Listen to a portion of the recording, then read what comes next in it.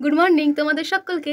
আমাদের বাড়ির পাশে একটু কাজ হচ্ছে, তো সাউন্ডটাকে তোমরা একটু ইগনোর করো। তো আগে বলো গরমে তোমরা কেমন আছো?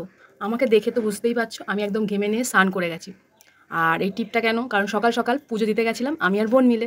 তোমরা যারা রেগুলার বাইরে বেরো তোমরা তো অবশ্যই জানো যে বাইরে প্রচণ্ড পরিমাণে রোদ থাকে, আর আমাদের মুখের অবস্থা একদম খারাপ হয়ে যায়। আমার মুখের কি অবস্থা, পুরো ট্যান পড়ে গেছে।